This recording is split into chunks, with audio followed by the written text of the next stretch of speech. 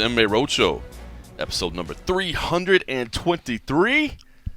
My name is John Morgan, and cold coffee is with me, and not just in any old location. No. I mean, we could be coming to you from anywhere. I mean, obviously, we basically just come to you from the same place every week. But the pandemic is ending, and we're going to start getting out of this. Will actually be an MMA Roadshow again. We're back on the road again next week in Phoenix. But you know how it is these days. We've been coming to you from a whole lot of the palatial grounds. Yes. Classic cold coffee. Of course we have, because we've all been forced into our houses for so damn long. But today, well, it's still the Caustic Cold Coffee, but it's Studio B. Studio B. You're like, what is Studio B? Well, it's only the finest audiovisual studio ever designed in podcasting universe. You think Joe Rogan got a place? No. He ain't got no place. He ain't got no Studio B. He ain't got a Studio B. You see? That's what Studio B brings you. Cold Coffee's musical interludes, where it's largely just Doogie Howser music. Yeah, that was a little subtle. I heard Mark Hunt was able to find out that we were moving into Studio B. What did he say, by the way, when he heard that we were going to do our debut episode in Studio B? Great. I think he had a cold. Awesome. So here we are, coming to you live from Studio B. No, Cold Coffee has been doing some work, man. I think the world knows what you've been going through over the past year or so and the things that you've been doing with your life. But I think you've reinvested some time in music again. That's something that you've been kind of going back to. I'm sitting next to a beautiful drum kit right here. You've got some amazing kind of it's recording equipment, right? I mean, you could literally that's like a recording mic stand. Yeah, you could literally like drop an album in here if you wanted. Tyron, hit me up, dog. Let's do some work. No, but it's nice. Normally, when we come over here at the Caustic Cold Coffee, you've kind of got your work set up over there, and then I always feel a little guilty. Yeah, that's Studio A. Studio A. You kind of have to shift some things around when I roll in to kind of give me a seat. Now we got dedicated podcasting space. You got your own little desk. 323 weeks into this, we decided, if we had a table to sit at, that might make things a little easier. We don't have to move things around every time. We're not the brightest of the bunch. No, not at all. That's why people love it. All right, listen, hope everybody had a great Memorial Day weekend. I had to work a little bit of the Memorial Day weekend, but then I took a couple days off once we got back. And my kid's first week of summer, he's off of school now, so kind of shifting into that summer mode and getting excited for all that. So hope everyone had a great Memorial Day weekend. Took a little time. If you didn't get a chance to check out the 2 CFFC events that I did for UFC Fight Pass, I will say at least check out CFFC 97. The second night, I thought the first night was good too. It was to be okay. honest with you. The first night was good, but you're right. It was okay. There were definitely some good fights, but when you look at it overall, you're like, okay, well, I mean, that was a decent night of fights. It was decent enough, but it wasn't like, oh, hey, I'm gonna call something like, yo, you got to really go back and watch it. I would agree. But in comparison, the second night there were some really good fights on the second one. It really was. And I have to think. I mean, you guys were good on the first night as well. But I mean, I think anything, you get 2 nights in a row, you're going to be warmed up better. So I think your guys' enjoyment and banter was even better on that second night as well, which I think helps the overall show as well. I appreciate that. And for also the people that don't know too, we lost our main event on the first night. Yeah, that was so anticlimactic. I was like, no, this isn't happening. So me, even as a viewer watching it, I was like, okay, because I caught into it a little bit late because the prelims I couldn't find. I didn't realize they were on their Facebook. So I was lurking and looking. So when the main card came, I was like, okay, these are the fights everybody's expecting to watch. And then to get to the end, and I was listening to you guys, I'm like, okay, cool, there's going to be some big boys getting ready to bang. And then they started like, oh, well, we got to go to our president. I was like, what is going on here? It was one of the craziest things we've ever done. So, yeah, night number 1 started out good. Like you said, once we switched over to the main card, this kid, Gerald Spawn, just absolutely dominant, man. We've been hearing a lot about him. He looked amazing. Chris Moutinho looked amazing, and in his fight, so we're getting in there. Laura Gallardo and Helen Peralta was a good fight, but during Boy McCarmo versus Jeremiah Labiano, we start getting worried like there's people bustling around. And actually, it's funny. I I took a picture. I didn't save the paper because I thought it might be a little bit excessive. But I basically, during the middle of that Boy McCarno versus Jeremiah Labiano fight, I get a piece of paper dropped off on my broadcast desk, and it says, and it's from I'll just say it's from Rob Hadak, our president. It just says Rakeem Cleveland throwing up in the back. ... F-bomb.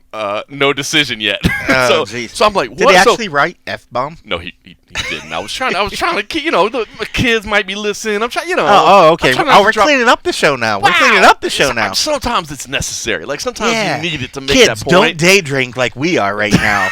Whatever you do, don't imbibe the frosty beverages. If somebody tells you that 3 o'clock on a Thursday afternoon is not the right time to be drinking, you tell them F-bomb. F-bomb you. F-bomb you, mister.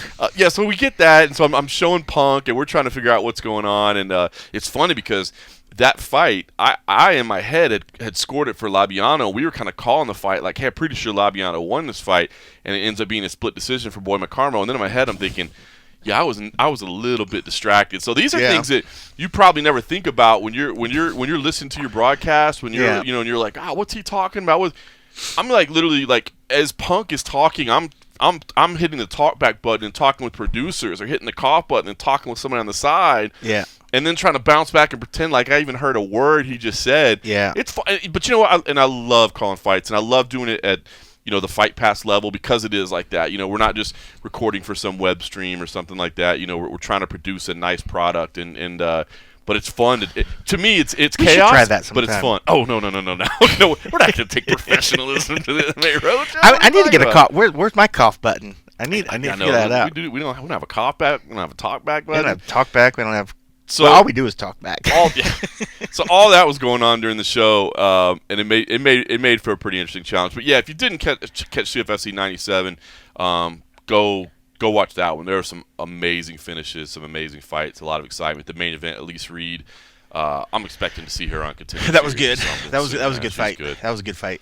She's good. So anyway, check it out. Hope everybody had a great Memorial Day weekend. Meanwhile, we move on. We're back to it. It is a fight week for us, although I'll be honest with you. It does not feel a whole lot like a fight week in terms of here in Las Vegas. No disrespect to the fighters of the fight card this week. UFC Fight Night 189, I believe is the one we're doing. But UFC Vegas 28. Media Day was me. It was you, and Amy Kaplan. Yep, and that was it. Yep, that was absolutely it. So it was it was a little weird, and I get fighters roll in. They're just like, Am I in the right? Am I in the right spot? I see the lights are on. Do we still have some more one-on-ones to do before we actually do the big media session? Like, no, this is the big media session. Yeah, there's 3 of us, so it felt a little weird this week. But the reason is that, and we'll still talk about UFC Fight Night 189 because there are a couple things I do want to talk about on there. But the reason is look, a lot of the media traveled out to Miami for this Mayweather versus Logan Paul fight week. You've also got the Tyron Woodley and Jake Paul announcement and first face-off. And we've got Danny Segura out there. Danny used to live in New York. He's basically, my understanding, he's living in Miami full-time now. So any of these Florida events, we're going to have somebody at, which is awesome.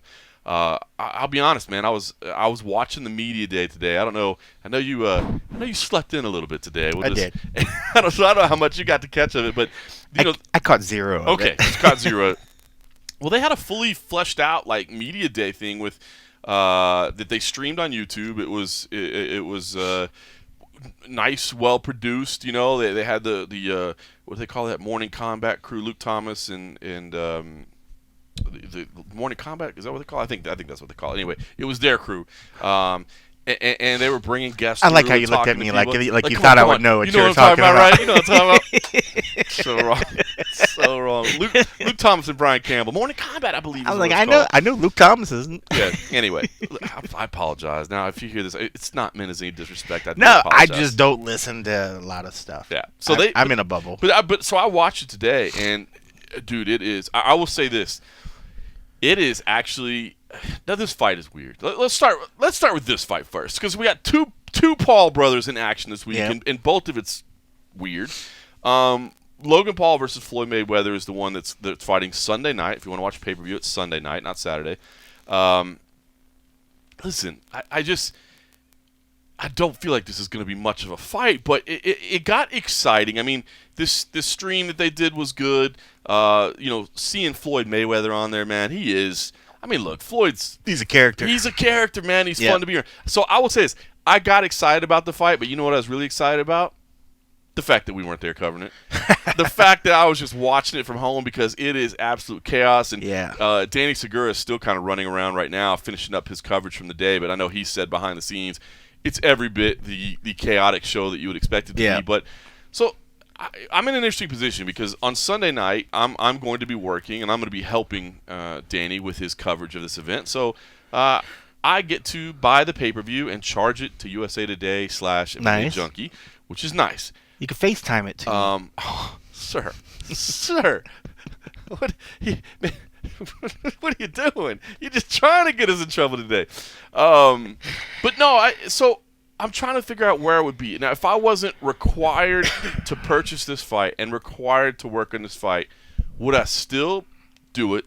Would I still spend my hard-earned money if it wasn't being paid for and compensated by somebody else? And you know what? How much is a pay-per-view? I think $40 is, or no, 50, $49.99. Could be worse. It could be worse. I mean, how many rounds? 8 rounds. Technically no winner unless somebody's knocked out.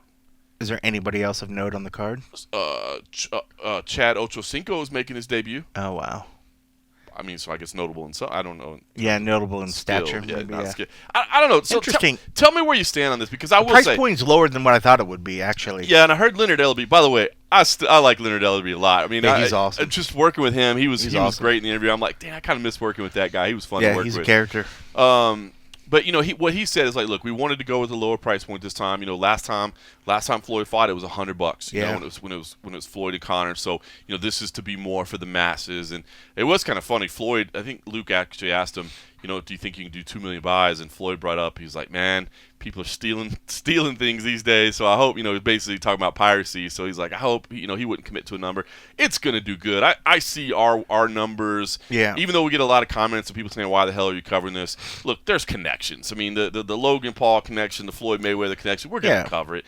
I mean, if the brothers are going to be fighting MMA fighters every other fight, you know, it's like, why wouldn't we cover it? Exactly. You know? They are part of the MMA discussion. And besides that, what are you going to watch? What else would you rather watch if you could? Like, watch the Friends reunion, which I heard sucked.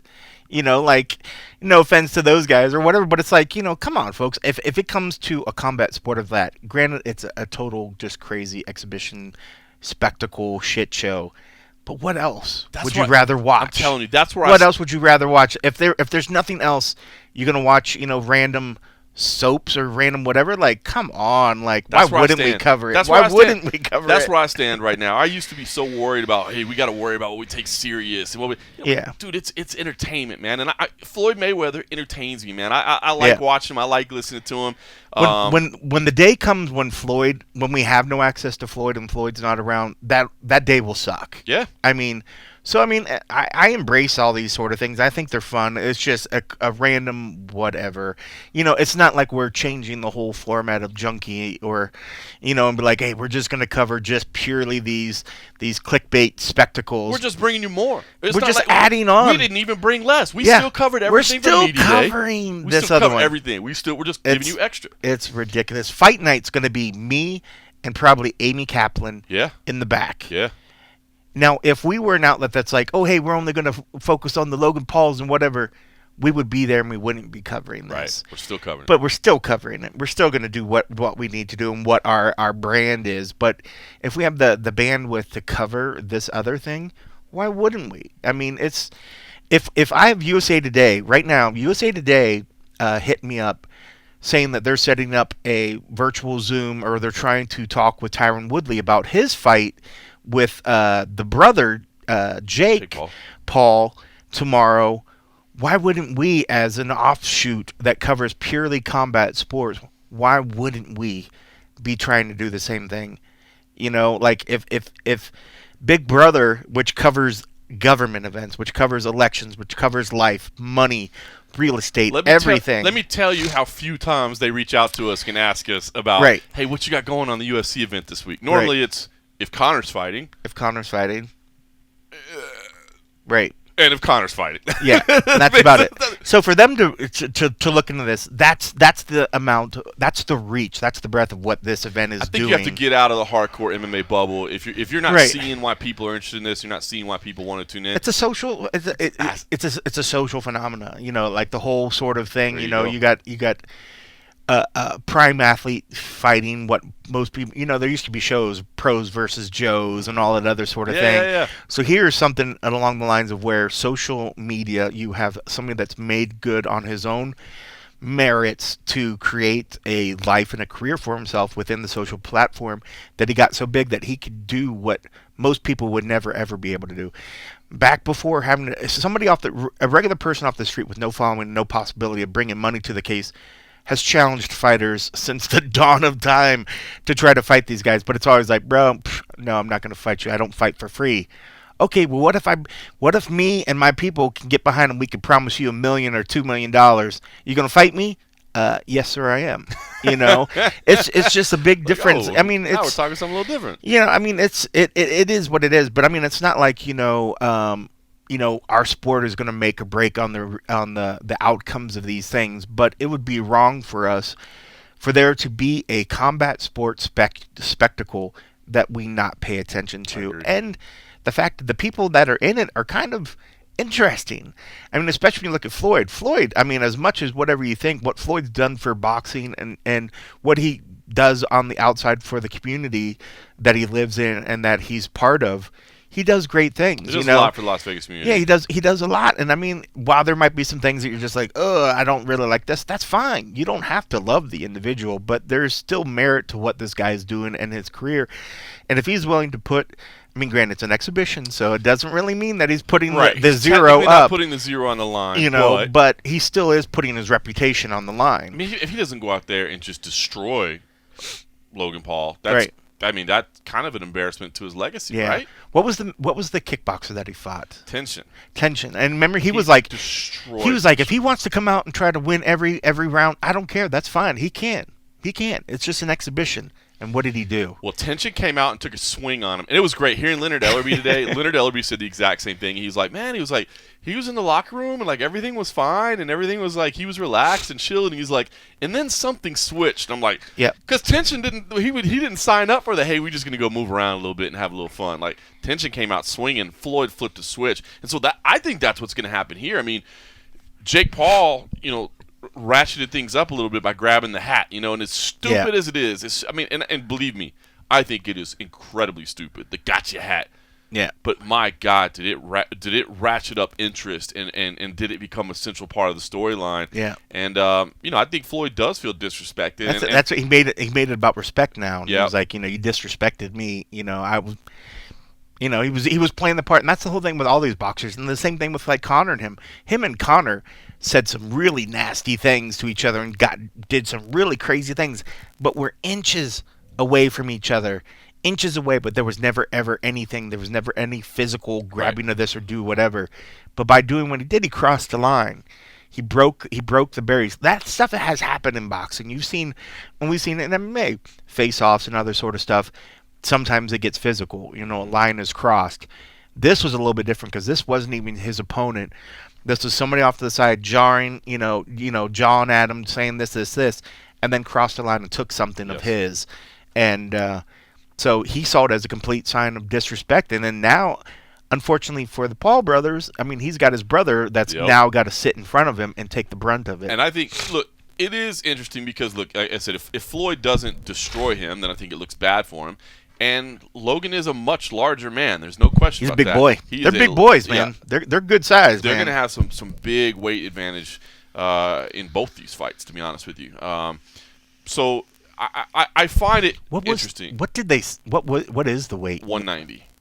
For the Tyrant? You know what? I don't know if there is one for the Tyrant yet. I'm not sure. You know what? No, I think that's 190. In fact, I think they're both 190. I think both fights are at 190. I think both. I could be wrong saying that, but I think both Paul fights are at 190. What's Floyd going to come in at? Floyd ain't going to come in at near 190. No, he can't come in at 190. He'd have to have rolls. He'd have to like gain a bunch of weight. He comes up there with like 2 10-pound plates and one in each hand. Like, yep, I'm weighing in. Like, he's like, I'm just going straight buffets for the days, and I'll see you there. I bet Floyd. I mean, Floyd probably wouldn't come in more than like 165 or something like that. 170 maybe.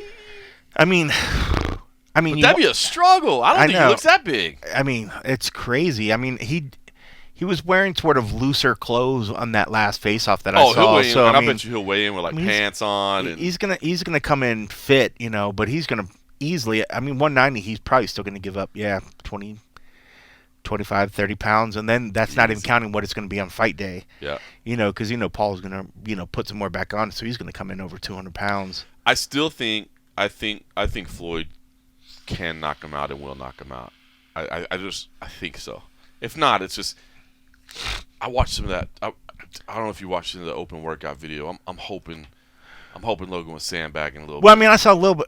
Some of the stuff that sandbagging. I saw, it looked to me like you were catching bits after he had been working out for quite some It time. was. Like when he went to the wasn't one really, bag, Yeah. when he went to that big floppy bag, Yeah. you could tell he had heavy sweat on him. So he had been working out. And I don't think he was trying to decent show bit. off his speed. Yeah. Whereas like Floyd, Floyd I wouldn't goes look. and I puts wouldn't on look a too much on that routine. because I mean we've seen.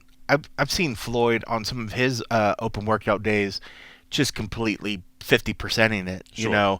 And while there were technicalities of it, he just laughed and he smiled and Yeah, whatever. So, I don't think it was anything more than just a workout for Logan. I always love how too the guy holding the pads is the one doing more of the work sometimes. Dude, that is like that is tiring. like that is a serious workout. All right, so man. what do you think we're gonna see here? Okay, so you're with me. The fight is ridiculous, but we're still gonna watch, right? I mean, I'm Well, still if I can watching. pirate it, I didn't say it. Actually, it's at a price point that's not bad. Like I thought, I was half expecting it would be $89.99 or something ridiculous. Mm-hmm. So I'm one of the ones that's like, wow, okay, you found a price point that I'm agreeable with. Like, Right. But that's why I was a little worried about something else. I have no interest in seeing Ocho Cinco fight. No, me neither. Me neither. But I mean, that's much better. But yes, I am interested in the fact of I would like to see it. I see it playing out the same sort of deal like what we saw with Conor and Floyd. He's going to let Logan come out Have a little fun, and have carry some him a little fun, bit. throw him. As long as he's smart and doesn't let him just go crazy, don't leave your chin out there just to test his power, let him Right. take a full-on one. But let him tire himself out. He'll cover himself up for the first 2 rounds, and then he's just going to wear him down. And then the final KO, because he's so spent Yeah. that he can't defend himself, That's and the what I think ref's is gonna just going to happen, be like, I don't think he's going to flat knock him out. No, I think TKO, it'll be a just get battered stoppage. a little bit. Yeah, it'll be a stoppage because it'll be at the point where ref's like he's not defending himself and I he's agree. just eating a bunch. I agree. I think that's exactly what's going to happen. And I'm not trying to disrespect Logan by any stretch of the imagination. No, I mean, But like- this is the same thing we said with Conor McGregor, who was a seasoned prize fighter. I mean, Yeah. I think going into that fight, we were like, hey, Conor could land something, but it's probably not going to happen. It's probably so. Yeah. Anyway. All right, so let me ask you about the other one though.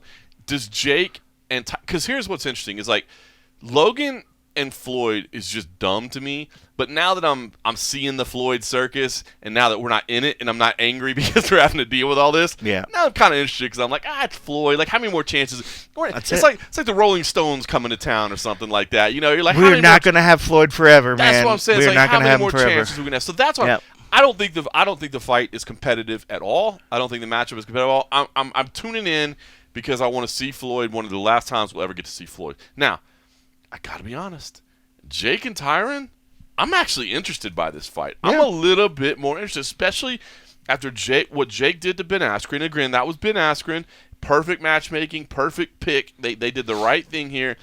But there's a reason they picked Tyron too. You know what I mean? Tyron did not get selected by accident. So Jake Paul and his team clearly believe that Tyron isn't what he used to be, that at 39 years old, his speed, his power, his chin, all those things are suspect. Clearly, obviously, he hasn't been a professional boxer.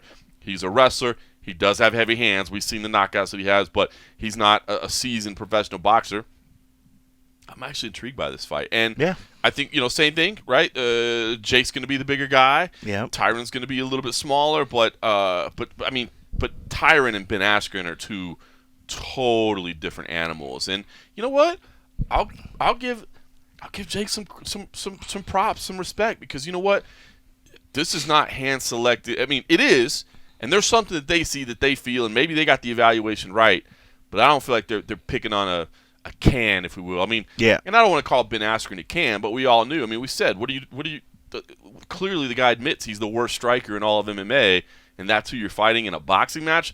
This one, I think there's a real element of danger for Jake Paul. And I've got to be honest with you, I'm intrigued by it. Yeah, when you look at Tyron, he's got the physique and he's got everything that you're just like, wow, how's this guy able to hold that all together and keep his stamina up during an MMA fight?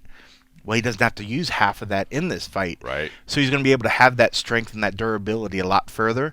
Unfortunately, for him, and it's the same thing with Ben, having that taller guy, I think the best punch that Jake has is that looping sort of overhand right that's coming up and over and down. Right. And it caught Ben straight on his chin. And if Tyron doesn't keep his head off the center line, it's that same danger. Can he eat a couple of those? Probably. But, will it hurt him if it catches him square? It sure can. Yeah. He's bringing a lot of power. I didn't really see any crazy jabs or anything. I don't think he has to worry about the jab. I think if he can keep his head off the center line and establish a jab himself, just don't get cocky and don't try to rush in there and get close. And maybe that won't happen in this case because he can't clinch. Right. He can't do any of that sort of stuff to get close. So if he maintains distance, he's got to have to watch that right hand. That's the one weapon that Jake has that I think could hurt just about anybody. Yep. So if he can get past that and get in close and work the body and just use his power, he should fucking decimate him. But he's got to be smart about it. He's got to be able to work his way in there, but he's got to keep his head away from that shot. That's the only way that he's going to get hurt. And who knows? His chin isn't as great as it used to be. But granted, even if his chin was great, if you take that shot perfectly flush on the chin, it's gonna do damage regardless. It takes a big guy, and he was throwing that square, and it was really quick. Again, that was one of the things when I saw in the Askren fight was that shot came quick. It wasn't a big slow looping overhand. So he's getting some good torque in it. He's twisting the hips. He's generating power in that, and he's generating with deep speed. Now, if he tries to throw that 15, 20 times and he misses a majority of those times, or if it's blocked to some degree, that's going to tire out. That speed's going to slow down. Yep. And then hopefully Tyron and his stamina, if the fact that he doesn't have to try to grind up and waste a lot of energy doing the wrestling and the typical stuff that he would do, I think he'll be okay. But there's a lot of questions. He's taking half of his biggest strengths away as well. And while he does have punching, it's not like people were saying like, oh, Tyron's got one of the greatest jabs in the game. He doesn't either. Nope. He's pretty much that big right hand as well. The big power shot. Yeah. So you got two guys with two big power shots, and then you just got to see who's got who's going to have the best footwork coming in there, who's doing better with their head movement. And we'll see. It is interesting because, while on paper it should look like an easy fight to say, oh, Tyron for sure has the fighting experience. He's got loads more fighting experience, but he doesn't just have loads more boxing experience. Right. And now he's going against a guy that actually is riding the momentum, believes in his power, so he's going to come in not afraid. And I don't think he's afraid of Tyron's power. So he's going to try to right or wrong. I don't think he is either. Yeah, whether it's just because he doesn't know what he doesn't know, right? And he's got the advantage of being the taller guy. Anytime you're in a military engagement, you want to come from a higher elevation coming down, and Tyron unfortunately is the lower elevation coming up to him. So. It'd be interesting to see, but yeah, I'm much more intrigued in that. Still, I'm in love watching the Mayweather fight. Because like you said Mayweather is love him or hate him. These are one of the last times we're going to see him. So I'm so excited and intrigued just to see how he performs, because he's one of these guys that could go away and he comes back, just like Conor. Sometimes he goes away and comes back, and you see some great performances, and you're just like, my goodness, these guys are just crazy specimens. How they're able to do it. Floyd couldn't do that, and but with Tyron and Jake, it's just a matter of two guys that I just love. I love the heat that's sort of simmering a little bit about it, and if Tyron gets really amped up, I think an amped up Tyron could be fun to watch, because I feel like there's been times we haven't seen that. Right. We've seen a Tyron that's motivation and the passion seem to be lacking a little right. bit. And some of these fights, if he wasn't fighting for the title, we saw a different version. So maybe this version we're going to see in this sense, maybe we will see the Tyron that thinks he's fighting for a belt, because this is going to be one of the biggest purses, if not the biggest purse, I imagine. I heard it's the biggest payday that he's ever fought for. That he's ever made. So might as well put it on like it's a title and go all out. And he's not as young, and he's not as crazy and maybe all powerful as he used to be, but My goodness. I mean, on his best day now, still a fantastic thing to watch, I imagine. I'm excited. I'm actually excited for that one. Like I said, It should be good. This weekend's fight, I'm watching for a completely different reason. I don't believe it's going to be competitive at all, but I'm watching to see Floyd Mayweather, man. I really am. It's not even. Yep. I'm not even saying I'm tuning in because I can't wait for Logan Paul to get his ass kicked. I don't care. Who You know what cares? I don't care. Like they are not under. I Yeah. think they're under a lot of people's skin. Like they really bother people. Yeah. Like I just realized what they are. Like. They're Colby Covington and Chael Sonnen multiplied by each other, and you know what I mean? Like, Yeah. they're just characters to the nth degree. But you got to respect them. They've done a hell of a job. I mean, look at these opportunities. They're running combat sports right now. Those two brothers right now are the biggest stories in combat sports this week. Calling their shots Which is and getting what they want. So you got to Yeah. respect them. So I'm not even of the mind that like, oh, I just can't wait to tune in and see that dude get his ass beat and shut Nope. these guys up. Look, man, they know what they're doing. They've played their cards right, and they're getting rich because of it. And I respect them for it, man. They hustled and grinded and got theirs. I'm just tuning in because Floyd, man, he's that's going to be it. So Danny Segura is out there. If you're not following Danny Segura on social media, do that. By the way, Danny actually covering the boxing beat. He'll be going to Mexico in a couple weeks to cover Anderson Silva's fight with Julio Cesar Chavez Jr. as well. So we'll have MMA Junkie will have some on-site coverage of that as well. So It's normal. it's normal. That was great, man. Thanks, Anderson, for chiming in. Hey, man. I had that one stocked He was away. excited to see Danny Segura coming on, Yeah, right? Like, it's normal.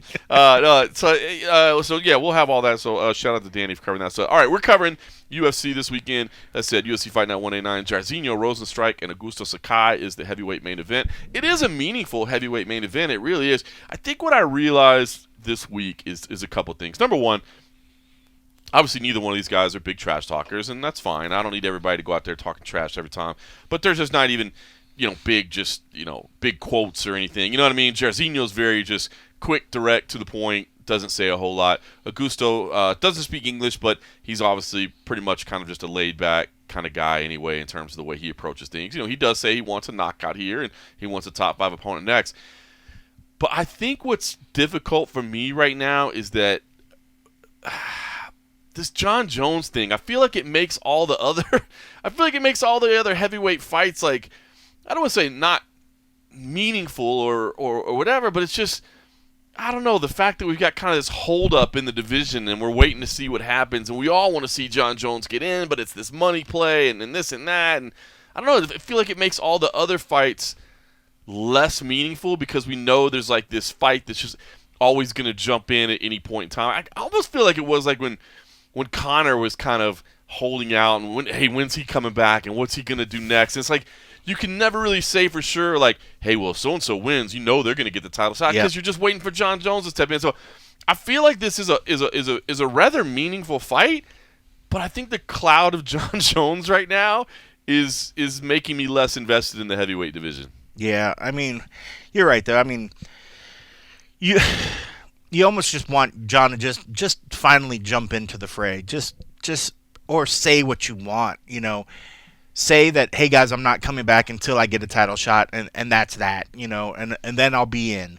So we kind of know what's going on, or just finally jump in and just get back to fighting. I mean, when the latest thing that we hear about him is like, oh, I've hired this guy to help manage my affairs, and that's the only news that we're getting. Like, I don't care, like I understand this person was somebody, but I also remember when there was a woman that thought the press conference was about telling people, "Hey, I'm John, whatever," blah blah. It was so ridiculous. That was great. The crisis PR. Yeah, the crisis PR person jumped in front of us and said, "I believe you all know who I am," and everybody looked at each other and was like, "Not a clue." Who are you? Not a clue. Who are you? And by the way, if you're in crisis PR, don't tell people you're in crisis PR. Yeah. Just be in PR. All right. Anyway, enough about that. Don't say you're the person that you bring in when the shit hit the fan.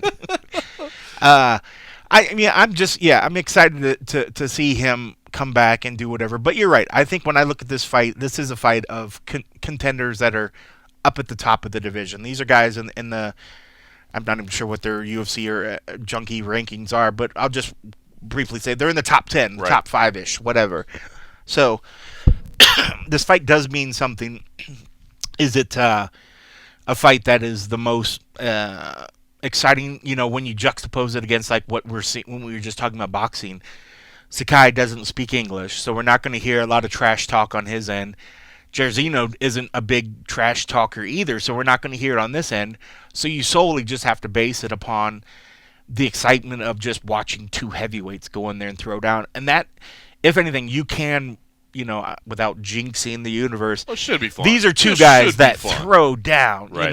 and Sakai's kind of got the whole, he's got some slick ground game as well. So it's not just power, but hopefully it is just power, because that's all we want to see That's most what of the time I with big did. guys. I just want to see power. I ended up picking Jairzinho in this fight, but I'm a little worried because I think if Sakai stands toe-to-toe, I do think he'll have some problems. Not that he's not capable of. Anybody in the heavyweight division has not got power, but I think standing toe-to-toe, I like Jairzinho's speed more than I do. I think Sakai's a little bit more kind of lumbering forward, that sort of thing, and I think Jairzinho can deal with that. But if Sakai can get this fight into the clinch and rest, which might not be the most exciting fight, right, and I think he wants to make – I think that's probably his best path to victory, but I don't know if he'll necessarily be the most exciting either. Yeah. So, and you're completely right. That is completely, I think, his best path to victory. I think if he gets in there and does what he does and he can control it, he will completely dominate Jairzinho. If they get up against the cage and he gets him in the clinch,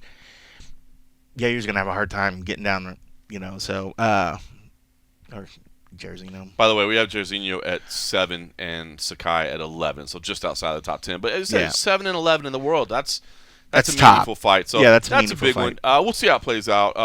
Like I said, I'm not going to spend more time breaking this down than it needs, just because I'll be honest. Two guys go smashy smash. I don't think that's where the big attention is. I'm being 100% honest. I will say that a sneaky, meaningful fight as well is the co-main event: Walt Harris versus Marcin Tybura. Yeah. Marcin Tybura obviously had a fantastic 2020. Man, he went 4-0 in 2020. So after he had some struggles, he's kind of rattled off some wins.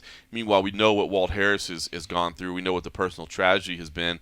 But I thought he was in great spirits. I want you to hear a little bit of this because this was the media day. And Walt, I think.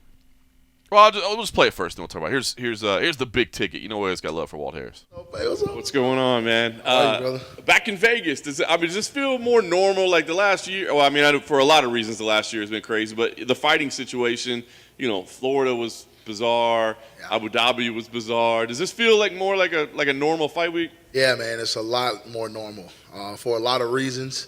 But it's just like home being in Vegas, especially when you're getting to go to the PI and all the people there. I got such great relationship with them. So it's been phenomenal being out here for 8 weeks training and getting in the trenches with these guys. That's awesome. I guess life can never be 100% normal for you again, right? But does it feel like a different place? I think we admired what you went through last year and thought that, I'll be honest with you, I didn't know if you should be fighting. You know what I mean? Because it was so tough. How does it feel now? It feels amazing. I've stated this before, very candidly, that I honestly feel like in hindsight I probably shouldn't have been fighting. You know what I mean? But I was running away from the pain, all the things that we were going through, and our life was absolute whirlwind at that time. So fighting has always been a refuge for me. It's always been a place where I can, dive in, get beat up, enjoy it, and I leave feeling better, like a better person. So that's kind of why I got into the whole, like, all right, let's fight again.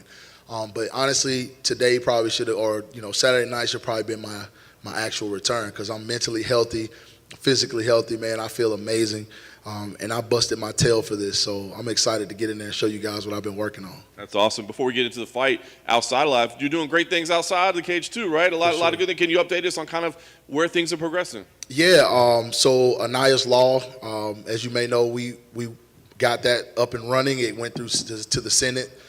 So they're voting on that. It went unanimous, which is absolutely amazing in the state of Alabama. Nobody opposed it.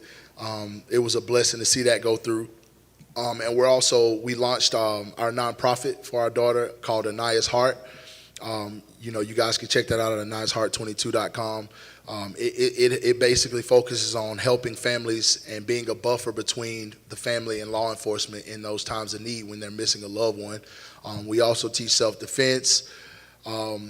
It's got so many different branches. I'm drawing a blank right now, but it's been phenomenal. We do search and recovery as well.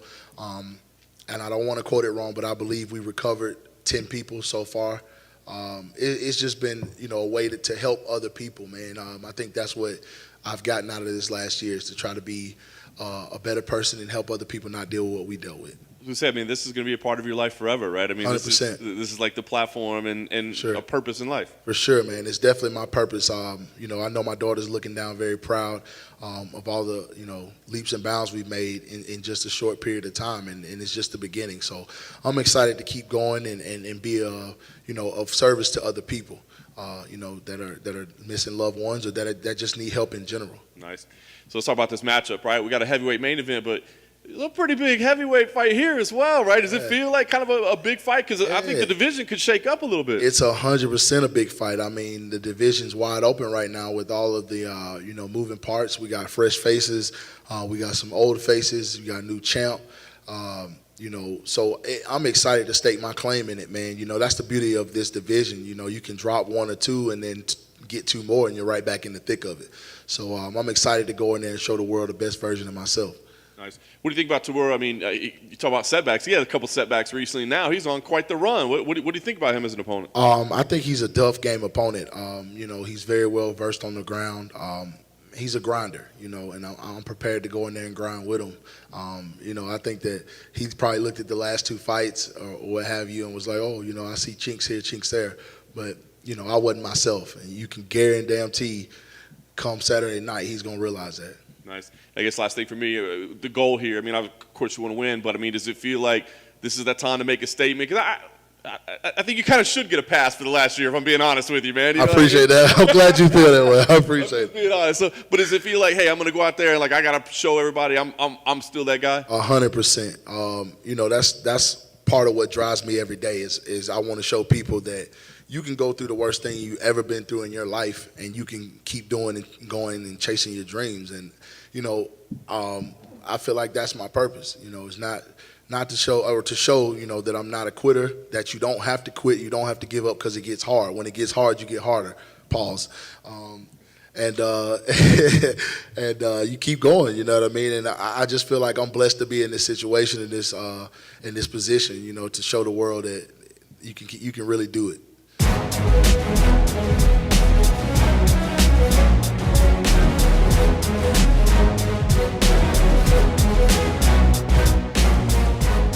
All right, so that was Walt Harris, and I mean, listen, the loss of a loved one that he suffered is life is never going to be normal. But I'll just be honest. I mean, I think we were kind of honest there. Like I thought he came back too soon, man. And I understand the reasons he laid out as to why, but I think Walt finally sounds like he's in a normal place again. You know what I mean? And I think that's good. But Marcin Tybura, you know, he's not going to make things easy on him either. So, you know, again, kind of a sneaky, meaningful fight there in the heavyweight division. Walt Harris, who we've actually got at number 14, Tybura had made his way in there before. He had some losses, but now he's kind of like just outside. So this is obviously a couple of big heavyweight fights. So hopefully they end in some entertaining fashion. A couple of things we'll put down here. Romo Dolidze versus Lorian Staropoli. I think Dolidze has an opportunity to be an impactful fighter, so we'll see how that plays out. Miguel Baeza versus Santiago Ponzinibbio. That looks like it should be fireworks. That should be fun. Boy, they're throwing Baeza into the deep water early in his career against Santiago Ponzinibbio, but I like it, you know. And meanwhile, Ponzinibbio, you know, he had the years away, and he had the comeback, and it, you know, wasn't the triumphant comeback that he'd hoped for. So that's a big fight right there. And so I think that one definitely will be fireworks. And then, how about we line this one out? Duško Todorovic is chasing Gregory Rodrigues, who we met for the first time. And I just want to play this because I think some of the thing I like to do on the roadshow is highlight people that maybe you weren't aware of or maybe you didn't know anything about. And I'll be honest, Gregory Rodrigues is a guy that I had seen compete on the regional stage, but I really didn't know much about him, his backstory, his personality, that sort of thing. Yeah. I thought this guy kind of stole the show on Media Day, man. You stole my. That's exactly what I was going to say. You know, there's certain times when certain fighters stand out and that you remember. Like, I mean, we had 13 fighters. Yeah. And it's like, man, it's mind numbing, but you kind of just remember the emotion that you felt after different interviews happen. Yep. And I remember thinking like, gosh, I like this cat. Like I just like his energy. I like everything. So I agree with you. I think he did steal the show. Yeah, so here's as you'll see again, not a lot of media there, but myself and Cold Coffee. So this is an MMA Roadshow exclusive. We tag team for Gregory Rodrigues. And by the way, I'm not taking away from Todorovich at all. He's a nice guy. He's always been very polite and great to us as well. No, he was nice. I think you really, if you don't know Gregory Rodrigues, get to know him now. This is RoboCop. Well, Gregory, welcome to the UFC. I was going to ask, what's the emotion like for you right now? Man, that's incredible. That was a dream since I was kid. My parents' dream, and that becoming true. So I'm very happy. I'm glad to be here. I just want to say thank you at the UFC. Everybody and working hard for, give me this opportunity. So I'm just happy, and I can't wait. I'm excited. I can't wait to be in the octagon. That's awesome. You fought 2 weeks ago, right? I mean, did you think like maybe that'll be enough? Maybe I'll be in the UFC in a couple of weeks. Man, the funny is I never thought I would be in the UFC after this fight. I just fought 2 weeks ago, and I'm happy and glad because the fight wasn't the first round, and I didn't get any hurt, any injury, so I was ready to go. And then received a call. I said, man, now I'm a former champion in the LFA. I received a call like right in the day after fight. I was, with my friends, my church, and we celebrated the belt, and everything changed. And now we celebrate. I'm in the UFC, and that's one news. And I think all the fighters want to, receive one day. So, yeah, I'm just happy. I'm glad. Thank God to get this opportunity, and let's gonna do it. That's awesome.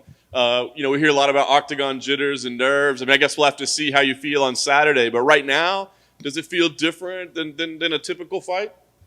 No, you know why? I learned a lot. I get a lot of experience in my career, and one of the things I learned was, even the UFC, the only thing that's gonna change is the lights. Maybe it's more lights, and a lot of people is gonna watch you, but a fight's a fight.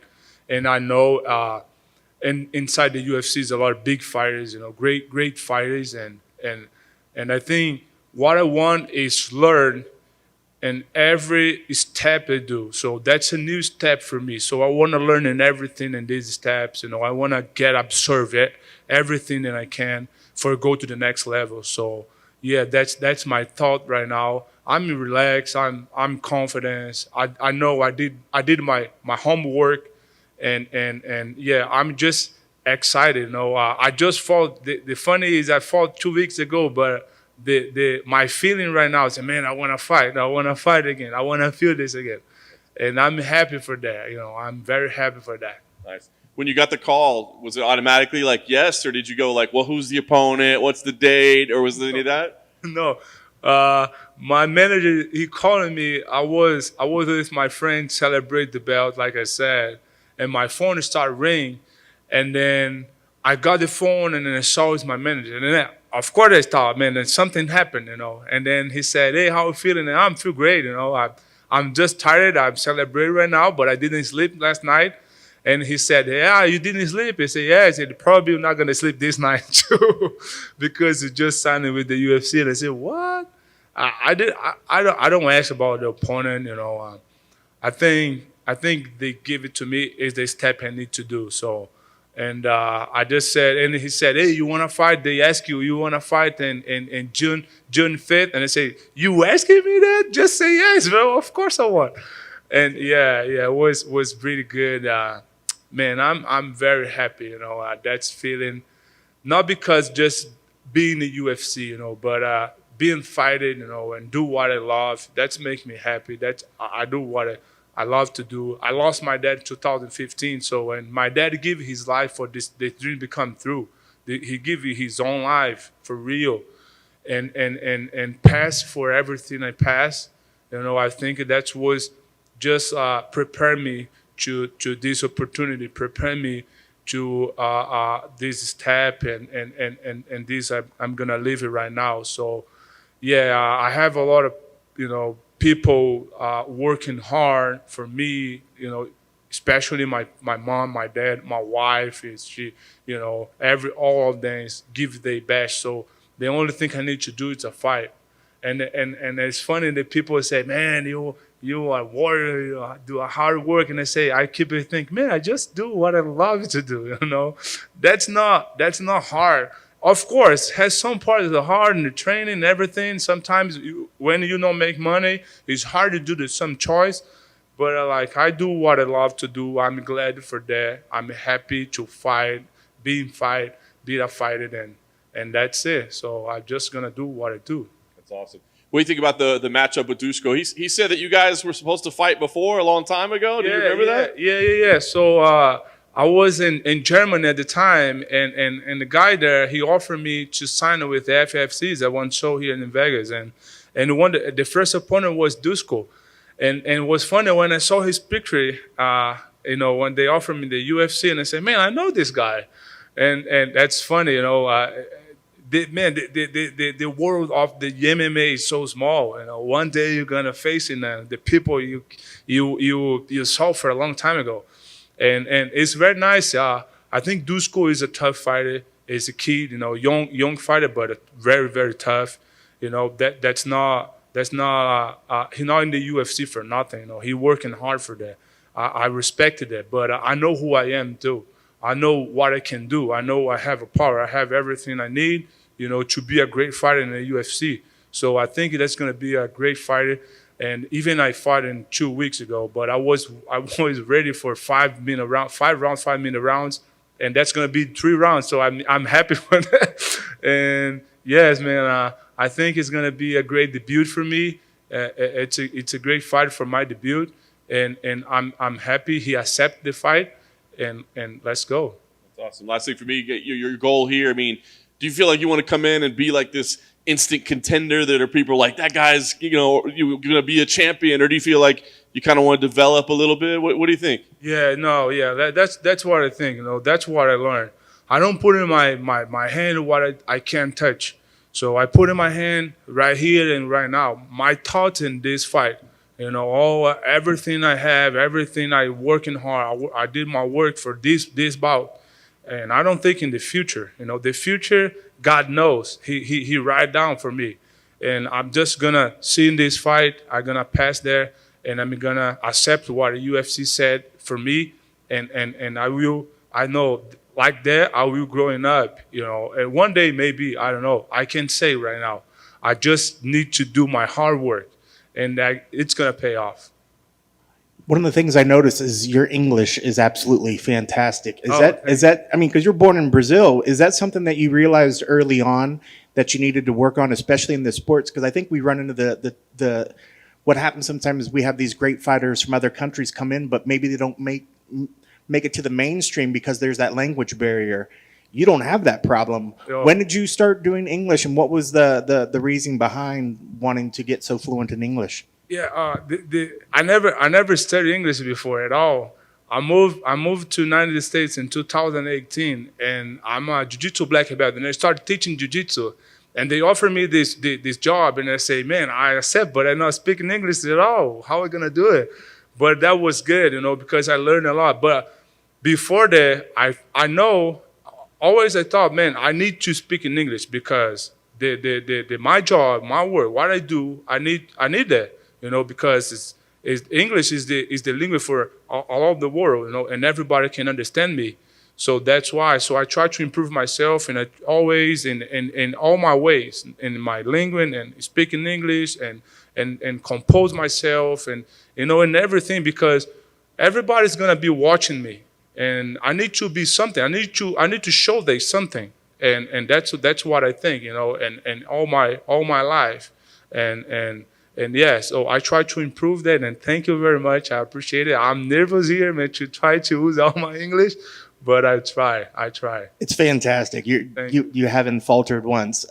You did mention something about your dad. I'd love to get your thoughts on it. You said that I'm sorry to hear your father's passed in the past, but was he the one that pushed you into MMA and pushed you into martial arts, and maybe talk a little bit about what that was? Yeah. My father was a capoeira master in Brazil, and when I was 5 years old, I started training capoeira. And my 8 years old, I went in the jiu-jitsu team in Manaus, Amazonas, and my father, his dream was become a fighter, but he had a wife and 3 kids and needed to working a lot. And he didn't have the time to live his life, to live his dream. But he lived his dream in his sons. And that's one of the reason I push myself and I keep going, because I saw how he and my mom sacrificed to make us training, and he working hard. And then, he was the guy, he my inspiration, what I'm here right now. I know he's in a good place, and he's very proud of me to make this happen. Not because I'm in the UFC, but because I never give up. I did my best. I did what he teaching me. And then my mom is alive. My mom is very happy. And then I said, my mom, my dad, they love the MMA more than they love the sport more than me. And that's why I'm here. So that they are a reason I'm here. My wife too, she working hard. Sometimes I didn't have money to pay my bills, but she working a lot. And she said, hey, go training.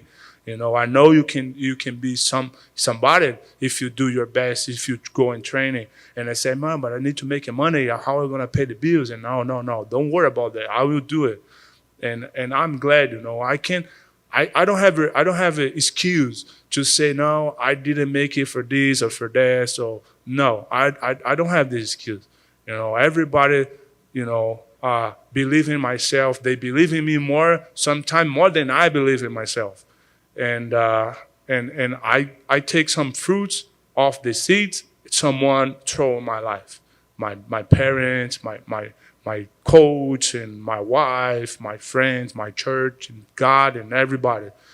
And that's it. Well, you spoke on your mother there. How proud is she of what you've achieved? And is she the kind of mom that because you mentioned that she likes MMA a lot. Does she critique you after fights? Does she give you feedback after your fights? Yeah, she does. Now I think she's a little more nervous for watching my fights, especially when I lost. But she always sometimes when I was just jiu-jitsu fighter and I went some tournaments, just me and her, was her and I, and she filming me and she's screaming on the side, and she never trained before, but she know a lot. She know because she's watching a lot, and my mom is funny, and she's very happy, and I'm happy to make her heart, proud of me, and we just started, that's just the beginning, and of course we have a lot of work to do, but even just to be here, that's a fantastic win in my life and their life too.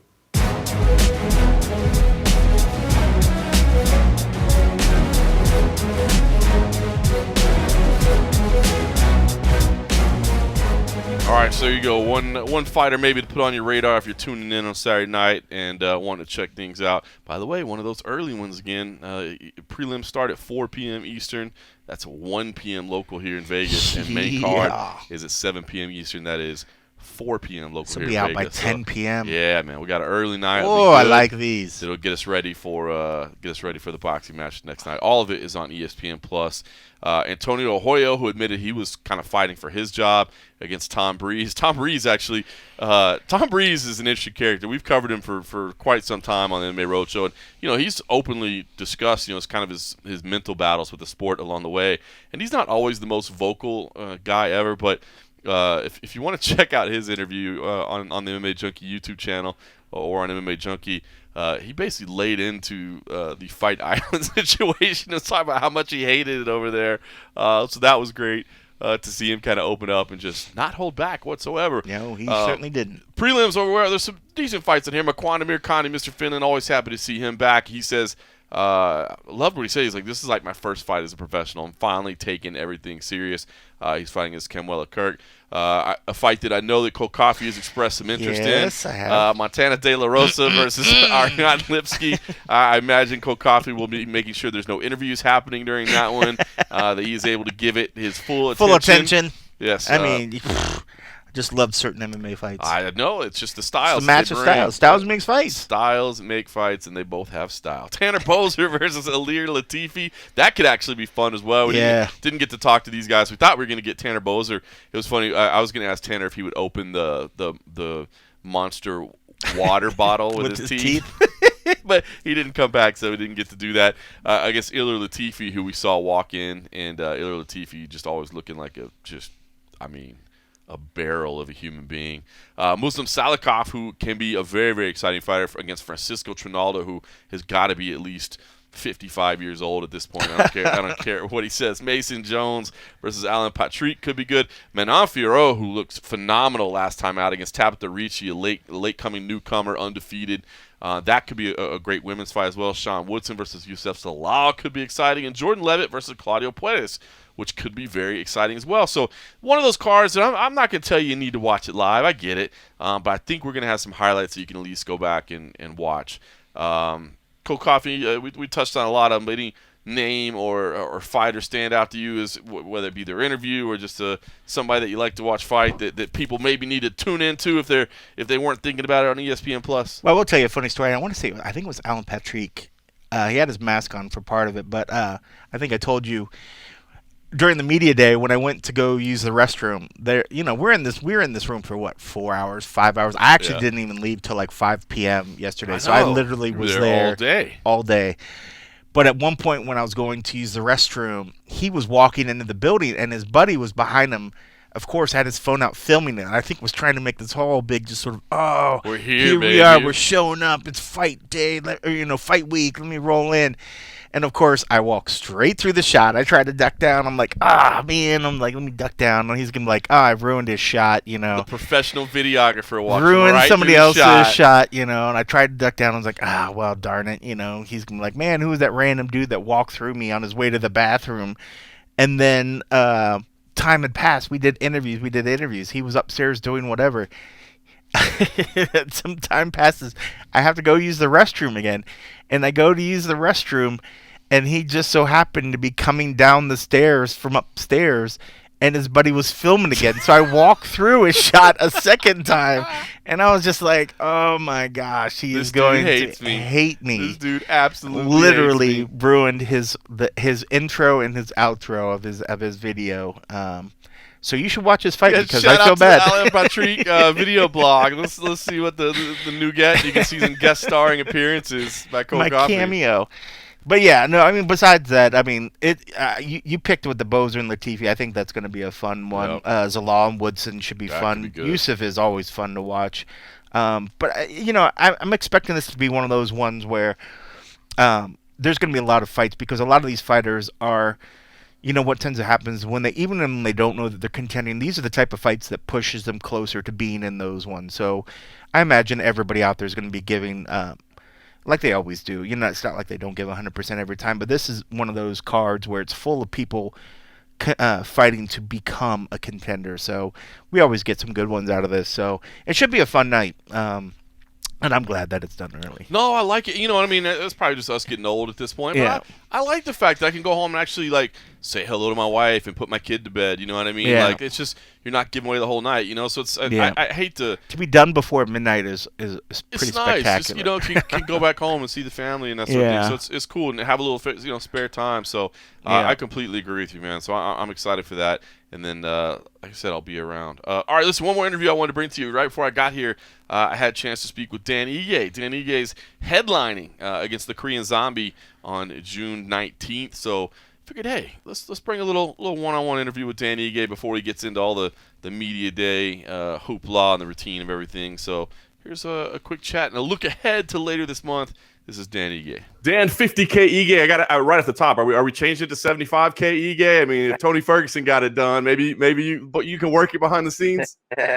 No, I kind of thought about that. I mean, I got a lot of tweets about that, and it's I mean, for me, it's never really. I mean, it's not about the money. It's just kind of the principle behind 50K is more of like it's just a way of life, Of course, it kind of has a symbolism of 50K going for the bonus, but I've kind of just applied that way of life. Like I'll go for the bonus, in the cage, outside the cage, in life, and anything I do, I'll go for the bonus. So the 50K will probably remain the same. I did think about adding it like every time I get a bonus. So right now I'm actually at 100K. I'm going for 150. So I thought that would be cool too, but I also don't want to be the hassle that's changes his nickname every fight. So We'll keep it as 50K for now. Yeah. That's awesome, man. That's awesome. And I guess can we pull back the curtain a little bit? Just because you get 100K in bonuses doesn't mean you get off baby duty, right? You're still No. even though you're the big bad UFC fighter. When you're at home, you still got to be dad too. Yeah, still dad. Still, I mean, wife just took a kid. I want to show you. He was right here. Yeah, still dad when I'm at home. When obviously I'm training 1 to 2 times, 3 times a day sometimes, and got to come home and be a dad. So it's not easy, but I love it, man. It's definitely brought me a lot of structure in my life. I never really had structure in any of my training camps or my life, and now I feel like I have complete structure.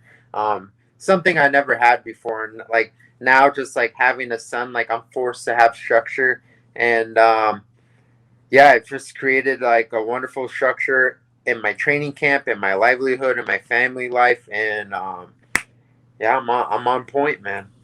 That's awesome, man. That's great. Yeah. Nothing better than fatherhood. As great as chasing a championship is, there's nothing better than being a dad. So, talk about Dan. I mean, obviously, from the day you stepped in the UFC, you've never been afraid of competing against anybody. I mean, you'll take on all comers. You got your mindset at the top, but this was a fight that you wanted. You called this one out, not trash talking. That's not your style, but you just said, man, this is the fight we want to put together with the Korean Zombie. It got done. Why was this the fight that made sense to you? Because I don't normally hear you ask for specific matchups, but this one you were like, yeah, this is the one we got to do. Yeah, I mean, if you look at it, it's the fight that's going to propel me to the next level. It's the fight that's going to put me into the top 5. It's going to put me into that title contention range. So, and the Korean Zombie's a legend. I want to face household names like Zombie, Barboza's. Like, I want to have these guys on my resume. And the Korean Zombie is the guy I watched forever. I'm a big fan of the Korean Zombie, and I love his style. So I just also think it'll make a fun fight for myself, for the fans, for the company, and it's gonna raise my stock 100%. It's gonna raise his stock. Like, it's gonna go out there and we're gonna go out there and put on a good show, and this is my opportunity to break into the top of those household names.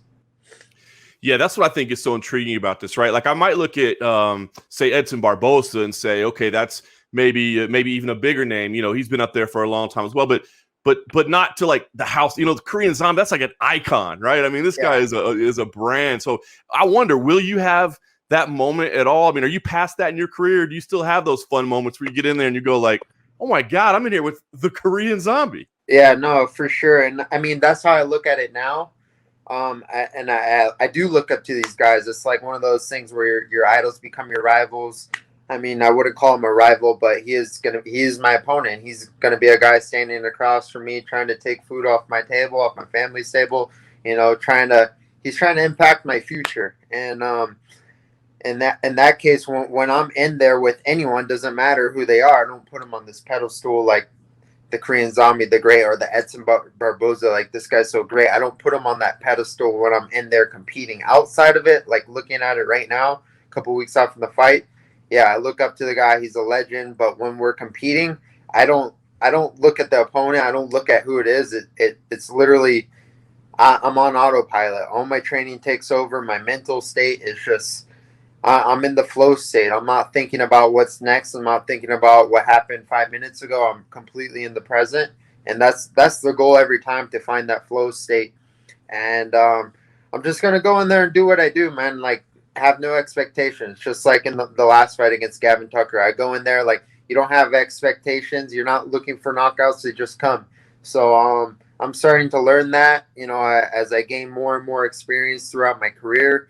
I'm becoming a veteran now. I'm 15-3. That's 18 pro.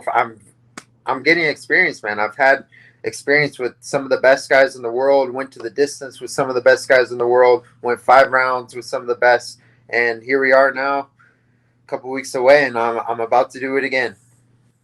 Yeah, this has everything, all the markings of a fantastic fight, as you said. It's gonna be great for anybody. Talk about the preparation for him, Dan. Is there anything you have to do separate, knowing the type of durability he has? Obviously, he's got, we talk about his striking, but he's got some good grappling as well. I mean, is there anything that you had to do differently for him that is kind of a new or an increased focus this time around? I wouldn't say I've really done anything different from like a tactical standpoint. I kind of, like I said earlier, I created a structure around me and my team. Like now I build a camp around me, around Dan Ige. It's not like I just show up to practice and do all the practices and get the work in. Like that way it works. But at the highest level, I'm realizing you have to create a structure. You have to create a team and a camp around you based on what you're about to do to your opponent. So yeah, we are, I have been embracing the zombie apocalypse training. Like I have like these tough kids that I train with, tough Mexican kids that just push me every day. These guys are like zombies. Like go ask Gorgeous George. Go ask him. He was in there the other day watching our sparring, and like we're fighting. Like I'm fighting these guys, and yeah, the Korean Zombie. He's definitely, he's a veteran. He's durable, but I feel like his durability is just he's durable against certain guys. Will he be durable against me? Maybe. I'll be prepared if he is, but at the end of the day, I know if I can touch him clean anywhere, he's gonna go out cold. You talk about kind of building this camp around you, but the gym at Extreme Couture just continues to get better and better, right? I mean, yeah. It's kind of an interesting time, right? I mean, the pandemic has been tough, but I think you guys have almost benefited from this thing, right? There's so many events here, and there's so much being done here. You guys are getting to see the best of the best come through, it seems like, on a weekly basis, man. So, I mean, do you feel like this has been a year of growth for you and for the team as a whole? Yeah, no, most definitely. I really actually feel like the pandemic was beneficial, and to our gym, I mean, to the millions of people around the world that suffer from it. Like I know how hard of times it was for everyone, but like for Extreme Couture in particular, it was a great time because there was so much opportunity that occurred over the years, and also just the amount of talent that has been rolling through the room, and it just caused everyone to level up. Even on the coaching staff side, like everyone's like leveled up their game. Like now we're starting to get recognized again. Before we were this gym, like we were a household name, but we're also known as the gym that just goes in there. Like you just go to the Extreme Couture to fight and like spar hard, and that's kind of what it was known for. Like you go there and like, have all the old school guys there. But I feel like we've really evolved over the past 2 years and have taken things to the next level as far as, tactics and strategies and just working hard. Like we work hard, and I think we take pride in that, of how hard like some of our practices are. Obviously we got to be smart in some cases, like when you're preparing for a fight, but for the most part, like I believe we're working harder than any gym out there. Yeah, I agree, man. I feel like this has really been a resurgence. Like you said, not the ideal scenario to get it done, but it's just paid off in big dividends for you guys. So I did want to ask, too, about having Francis Ngannou around there. I mean, I doubt you're doing many rounds with Francis or getting direct work in there with him. But, I mean, is having the UFC heavyweight champ of the world in the gym, I mean, it feels like that might bring a little extra swag to the room when he's there. Yeah, no, I love it when Francis is in the gym. Like, I just like, I see his work ethic. He's always putting in extra work after practice, but he's also in there having fun, man. Like he doesn't like take it like serious. Like, oh, I'm a champion, I have to be so serious. Like he's in there, he has fun. Like I'll move around with Francis. I think it's fun. Like I will go around. Like he might just hit me with a little jab, and I'll go flying 20 feet across the room. But like to go in there and just move with the heavyweight champ of the world is just like, I think that's just an incredible thing. Like I could tell my son Bam one day, and yeah, man, he's good energy, and I think it makes everyone realize, like, looking where this guy came from and everything he's been through to get to America to become the heavyweight champion of the world is just like, it's super inspiring. So when I see him in the gym, I just automatically like, okay, I'm getting after it today because I have no excuse. I have it's just good energy all around. That's why you're a professional fighter, Dan. That sounds like the least fun thing on the planet to me. I can't think of anything worse that I wouldn't want to do than be sparring with Francis Ngannou. That's my favorite grappling partner. That's amazing. Well, listen. All right, big fight. Are you thinking? I mean, rankings and position. I mean, you're always pretty good about observing where everything's at, and kind of knowing the competition and knowing the roadmap that makes sense. So when you see this fight, are you thinking about where that puts you and what's next and what the plan is after this, or do you let yourself get too involved with that, especially at this point in camp. Yeah, I mean, I always game plan. I'm always looking. I always look 2 years ahead of myself and my career. Like I never look past 2 years, but I look 2 years ahead of myself. And 2 years ahead of myself, I do see myself being the champion of the world, featherweight champion of the world. And this fight is everything. Everything for me to gain comes with winning this fight.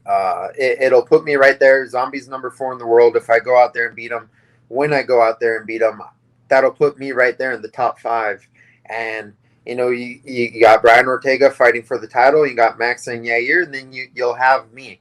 So the good thing is I'm first. So you could, once I go, like, I'm going to lay the blueprint. I mean, not the blueprint, but just kind of I'm going to set the standard. I'm going to set the bar for these other guys to go out there and compete and fight their fights. But, when the time comes, I'll be ready, whether I have to fight another fight, whether I have to take on, the next guy after one of these fights, or you never know. In this sport, you could just be in the right place at the right time and get a title shot. So I'm going to go out there, but obviously I want to stay active. I know a lot of guys, they'll get to the top and then they'll sit out and they'll waste a year of their career. I'm not trying to do that. So I have a goal. I have to go out there and I just have to keep winning. And then I know eventually I'll get my title shot.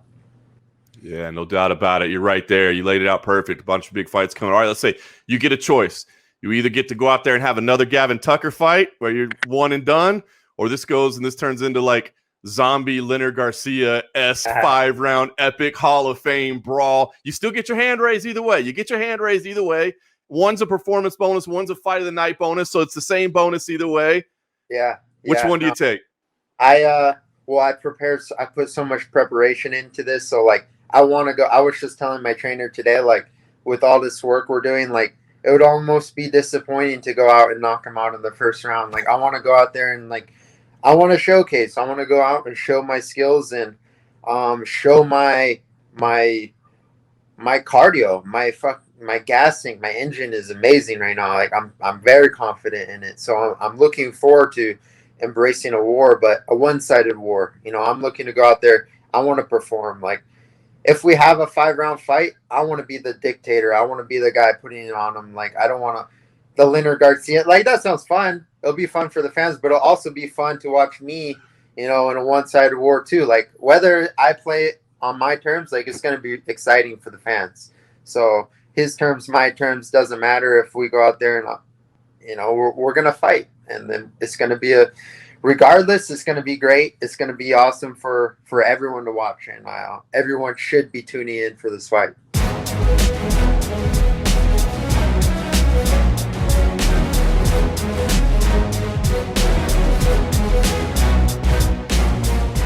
All right, so there he is, Dynamite Dan. Dan, 50K, not 75K, 50K. That was one-time deal. One-time deal. One-time deal only. Listen, I do think that's going to be a great fight with Korean Zombie, and it is a meaningful one. And listen, we just like Dan, man. He's a good dude, and always been super nice to us at all of MMA Junkie, and of course MMA Roadshow too. Last things, I guess. Did you catch the Ultimate Fighter premiere, or did you? No, I need to actually put it on my list to go back and watch it. I've heard decent, okay things listen, about man, it. I enjoyed it. You know what? Yeah. I get it, man. Everybody says it's repetitive, but I'm here to give everyone permission to watch The Ultimate Fighter, because I know that I feel like every time I look on social media, it's like every MMA journalist is telling you why Tough is burned out and you shouldn't use it again. Yeah. I enjoyed it, man. You're meeting some prospects. You can tell there's going to be some tension. They previewed a little bit of the hijinks that Ortega and Volkanovski are kind of going to get into a little bit. So yeah, and we heard a little bit of that we did hear a too, little bit of that. off the record. There we at heard the, a little bit about some of the headquarters. stuff that was happening. So I am here. If anybody wants to give you grief, you just say, John Morgan gave me permission to watch The Ultimate Fighter and not feel like I'm not cool about it. I enjoyed it, man. And maybe it was, I get it. Look, towards the end, did I necessarily catch every single episode? Like, nah, I kind of fast-forwarded to some of the fights on some of them. But I don't know, man. I enjoyed the episode. And the fact that it's on ESPN Plus, that you can just pull up whenever you want. No commercials, you know what I mean? So it just kind of runs right through it, like 45 minutes. It's good, man. I dug it. So yeah, if you got The Ultimate Fighter's back, The Ultimate Fighter is back. So go tune in and watch that. Other than that, should just say, by the way, if you enjoy what you listen to, and I should have thrown this in there earlier, but I didn't, make sure you go on over patreon.com. Yeah. Roadshow. Help support us over there. Be like our man David Buckley, who joined in. David Buckley, welcome. Thanks, David. And how about Oliver Hopkinson going the annual route? Oh, yes. Just going ahead and sign up for a full year in advance, getting that 10% discount, and supporting us for a full year. We appreciate that. You don't see too many Olivers. Not a lot. I bet he's extremely good looking and well hung and makes lots of money. And 100%. Yeah. I mean, if you're dropping money on the MMA Roadshow, a year at a time, baller. Or you could be like our man Thomas Dunscombe, who stepped his game up and is big time producer now. Dunscombe.